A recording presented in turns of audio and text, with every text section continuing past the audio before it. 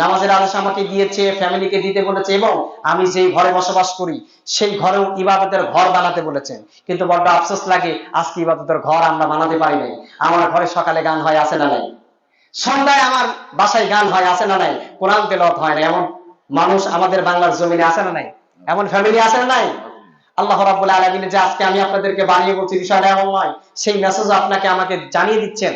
কোরআনুল কারীমে 12 নম্বর সূরা সূরা ইয়াসিনের 87 নম্বর আয়াতে আল্লাহ তাআলা আমাদেরকে মেসেজ দিয়ে জানিয়ে দিচ্ছেন, ওয়াজআলু বুয়ুতাকুম কিবলাতাও ওয়া আকিমুস সালাহ।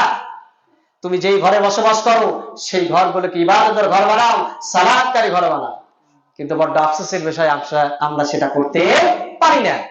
এবং যারা নামাজ পড়বে না, ইসলামকে যারা মানবে না, ইসলামের নীতি যারা অবলম্বন করবে না, আল্লাহর কোরআনকে যারা অস্বীকার করবে, আয়াতকে যারা অস্বীকার করবে, তাদের সাথে আমাদের কোনো সম্পর্ক থাকতে পারে? তাদের সাথে আমাদের কোনো সম্পর্ক থাকতে পারে না। আল্লাহ রাব্বুল আলামিন সে কথাই বলছেন, মুশরিকদের অন্তর্ভুক্ত তোমরা হয় না। শুধু তাই নয়, আল্লাহ রাব্বুল আলামিন আপনাকে যথাযথভাবে সালাত আদায় করার নির্দেশ তো দিয়েছেন, এবং সেই রবকে যিনি ভয় করতে বলেছেন তিনি কে? আল্লাহ রাব্বুল আলামিন সেই রবকে যিনি আপনাকে সৃষ্টি করতে বলেছেন তাকে ভয় করার নির্দেশ দিয়েছেন। সেই কথাও আল্লাহ রাব্বুল আলামিন আমাকে আপনাকে জানিয়ে দিচ্ছেন। আমি যে আজকে আপনাদের বানিয়ে বলছি বিষয়টা এমন নয়, সেই কথা আল্লাহ রাব্বুল আলামিন আমাদেরকে সুন্দর করে জানিয়ে দিচ্ছেন।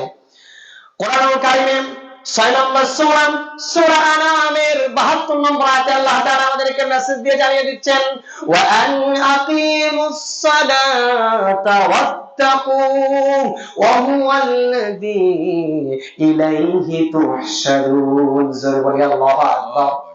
আল্লাহ রাব্বুল আলামিন আমাদেরকে মেসেজ দিয়ে জানিয়ে দিচ্ছেন, তোমরা যথাযথভাবে সালাত আদায় করো, যথাযথভাবে সালাত আদায় করে, এবং সেই রবকেই ভয় করো, যেই রবের কাছে তোমাদেরকেই ফিরে যেতে হবে।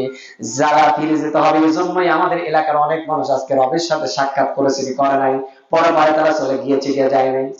আল্লাহ রাব্বুল আলামিন সেই কথাই আমাকে আপনাকে জানিয়ে দিচ্ছেন যে সেই রবকেই ভয় করো, এবং আমি তোমাকে দুনিয়াতে তোমাকে নামাজের আদেশ দিয়েছি, যথাযথভাবে সালাত আদায় করবা। শুধু আমি তোমাকে যে দিয়েছি বিষয়টা এমন নয়, তোমার পরিবারে যারা রয়েছে তাদেরকেও সালাতের নির্দেশ দিয়েছেন কে? আজকে যে আমি আপনাদেরকে বানিয়ে বলছি বিষয়টা এমন নয়, আল্লাহ রাব্বুল আলামিন সেই কথা আমাকে আপনাকে জানিয়ে দিচ্ছেন।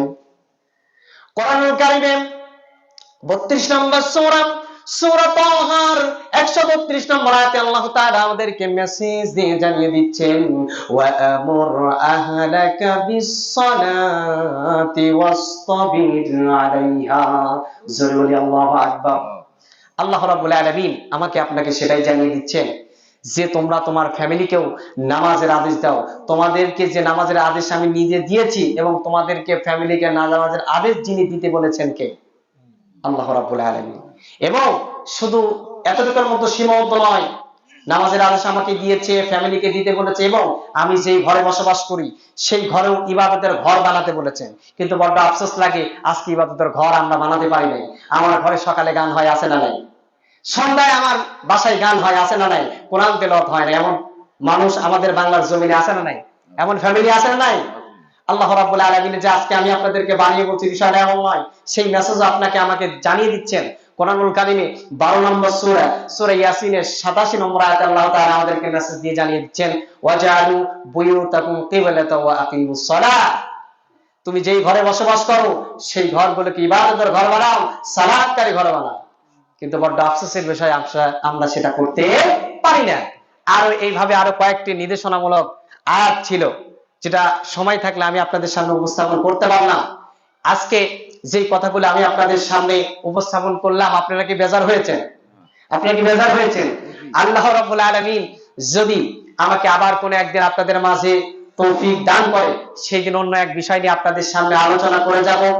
যেই কথাগুলো বললাম, আল্লাহ পাক যেন আমাদেরকে আমল করার তৌফিক দান করে দেন। সর্বোপরি আমি আপনাদের জন্য দোয়া করি, এবং আমি আপনাদের কাছে দোয়া চেয়ে এই প্রত্যাশায় আমি আজকের মতো আপনাদের কাছ থেকে বিদায় নিচ্ছি। ওয়া আখিরি দাওয়ানা আনিল হামদুলিল্লাহি রাব্বিল আলামিন। আসসালামু আলাইকুম ওয়া রাহমাতুল্লাহি ওয়া বারাকাতুহু।